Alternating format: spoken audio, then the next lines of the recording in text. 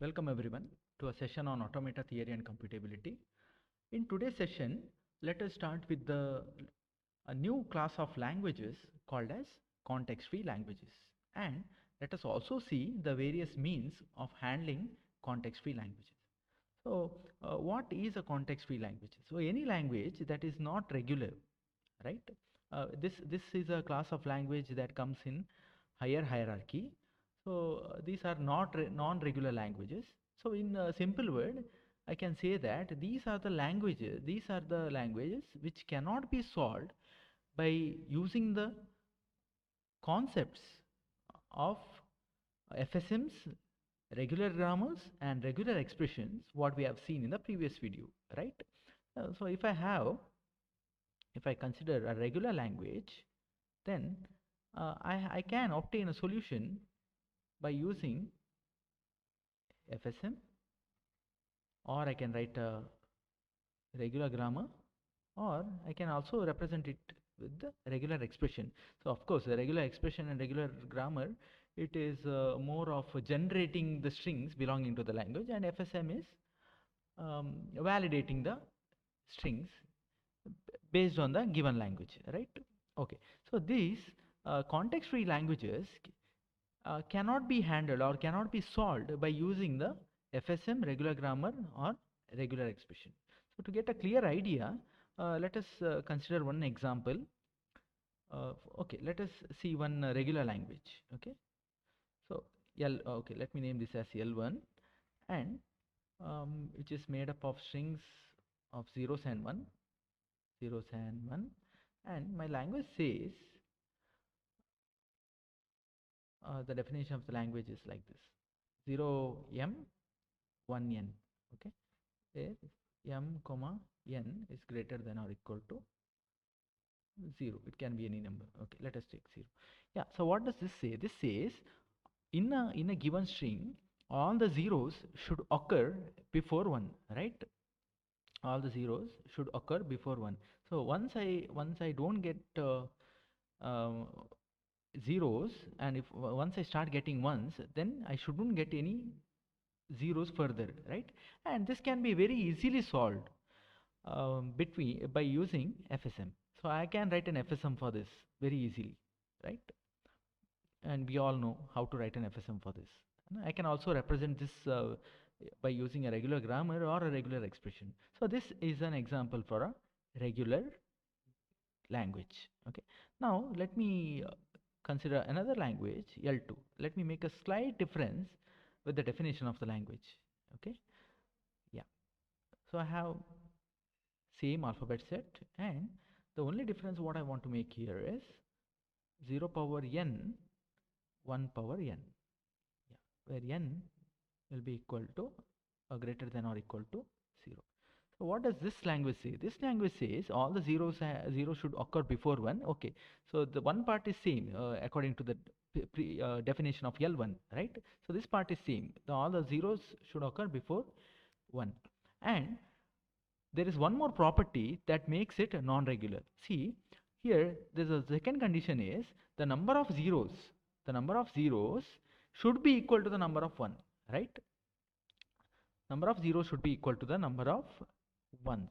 So here such kind of problems cannot be solved by using an FSM, because FSM doesn't have the memory to keep track of the number of zeros and to match it with the number of ones. Of course, FSM is having a memory only in terms of states, right?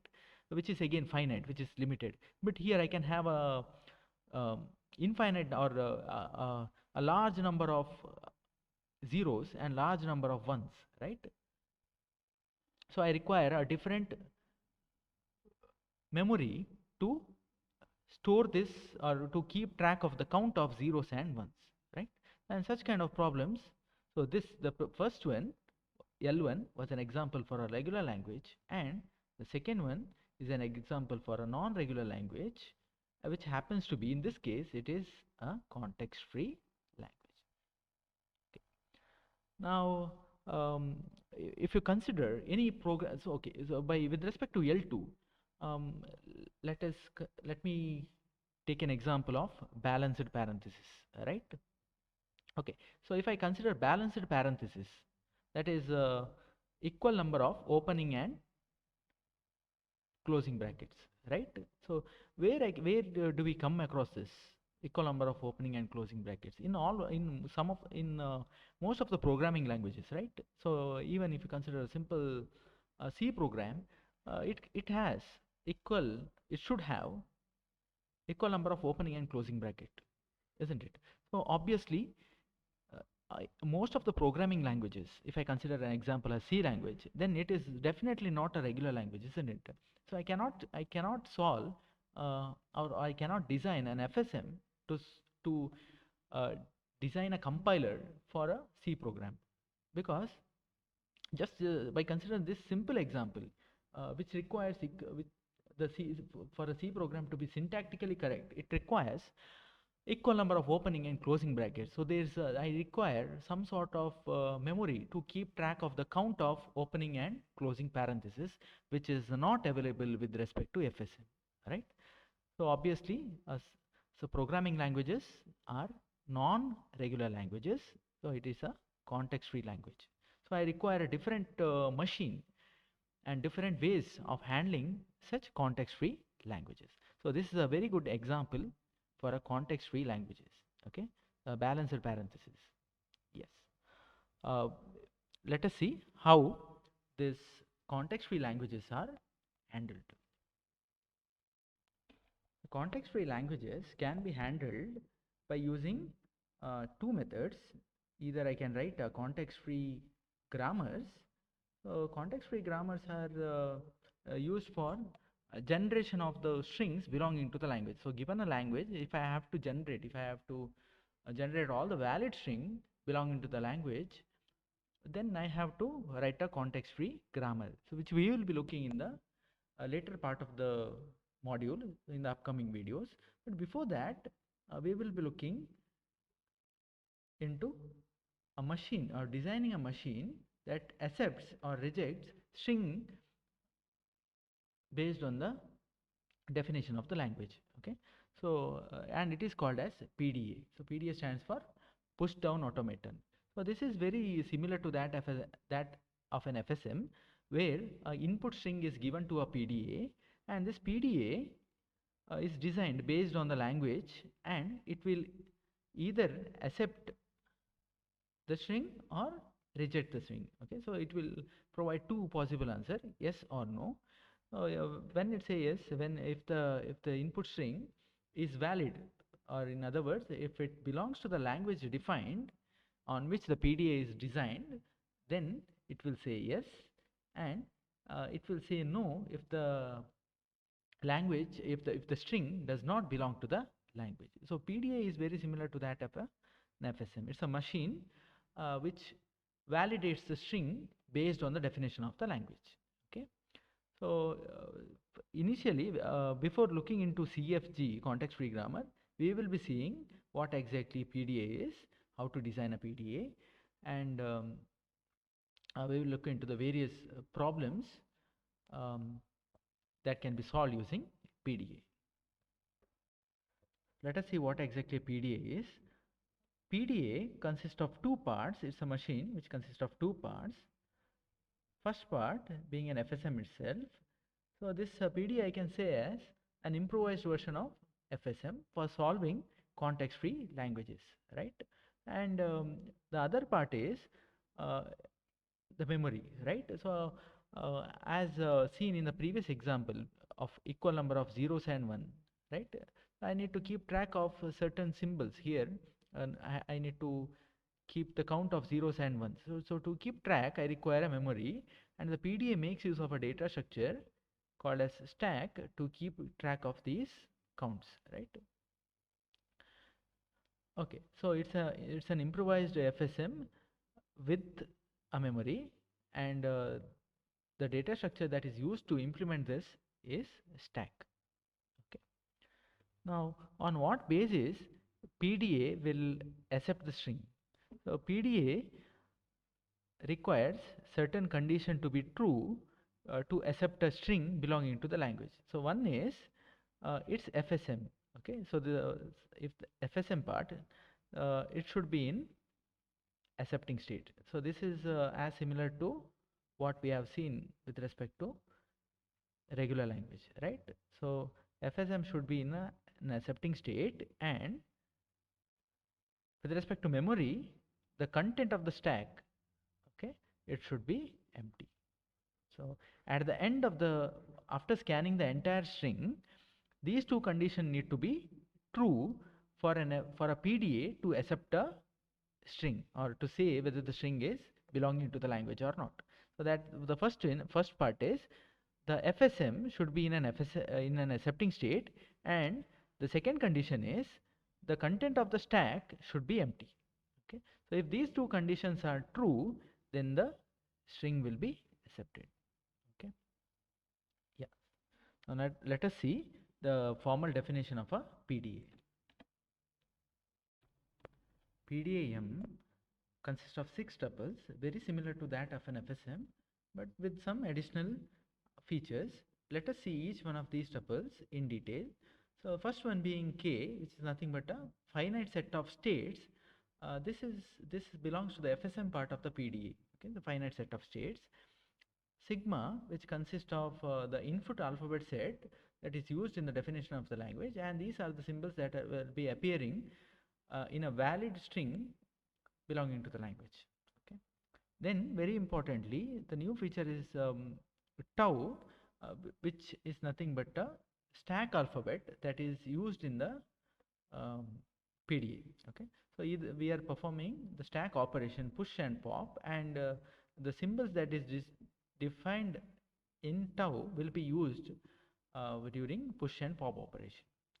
Yes, which belongs to K, is nothing but a starting state of the FSM, and A is a subset of K, which is nothing but a set of accepting states. And finally, delta, which is represented in a triangle, is the transition relation, and it is a finite subset consisting of the transition that is written here, right? So let us see what exactly the meaning of this. So being in K state, upon encountering an input symbol defined in sigma, or by encountering null in the sense by encountering epsilon, and symbols to be popped. Okay, so tau star represents the symbols that need to be popped based on the state and also the input encountered, and the it is not necessary to pop a symbol. So if there is no symbols to be that need to be popped, then this tau star matches with epsilon, so which means no symbols to be popped, right? So and after performing this operation, the transition takes place, and the transition happens to a new state, and in this new state, this tau star represents the symbols that need to be pushed. Okay, so you'll get a clear idea once we take an example. So let me take one example. Q naught A,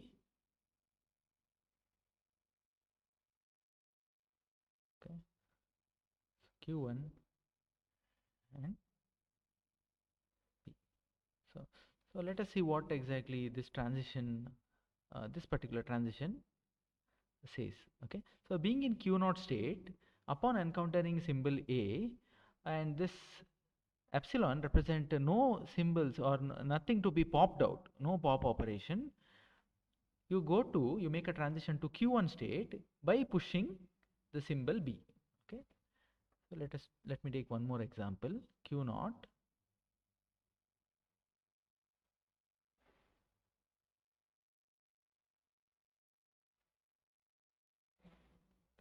so this says, being in Q naught state, upon encountering input symbol A, you pop the element A from the top of the stack, and go to a state called as Q1 by not pushing anything. So this last epsilon means you don't perform any push operation.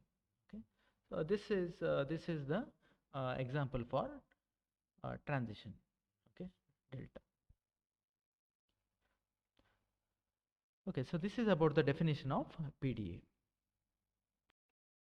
Now let us see how to write a transition in a PDA. And if you go through different resources, you may find different ways of writing a transition in PDA, because different authors make use of different approaches of writing a transition in a PDA, but they all tell the same story in a different way.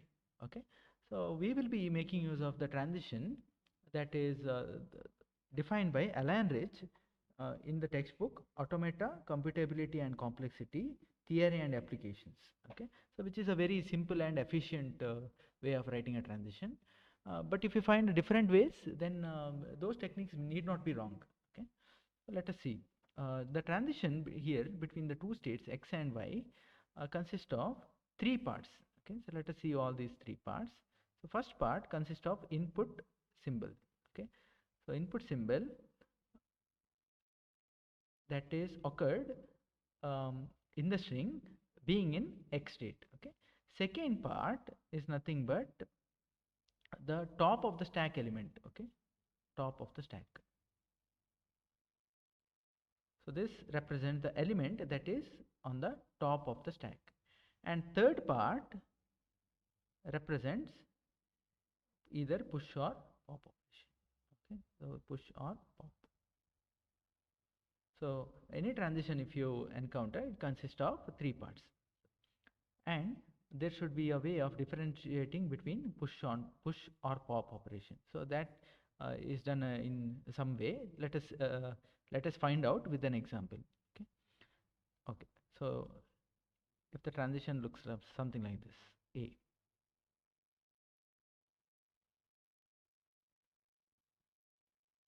Okay, if the transition is written in this way, what does this mean? This means being in X state, if you encounter A in the string, and if the top of the stack happens to be B, then you perform push operation. Okay, so if you find any symbols here on the third part, then you are performing push. Okay, so this means, again I'll repeat, being in X state, upon encountering symbol A, and if B happens to be the top of the stack element, you push A onto the stack. Okay. Okay. Let me take another example.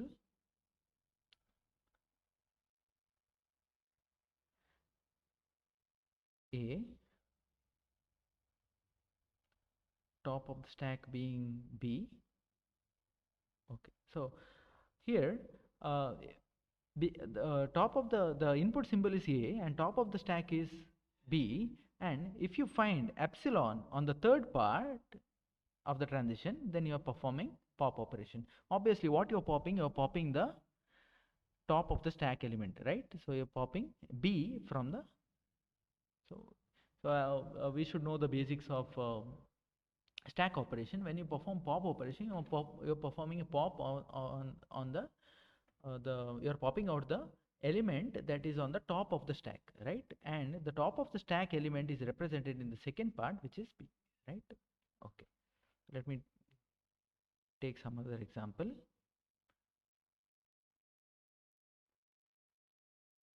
So what does this say? This says upon encountering A, if the top of the stack element is X, you push B, right?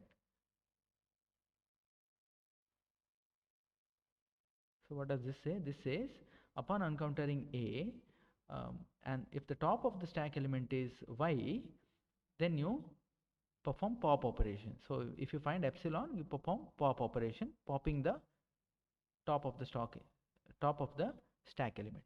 Okay. So this is the way of writing a transition in a PDA. So we will look into some problems, classic problems of PDA in the upcoming video. I'll see you in the next one.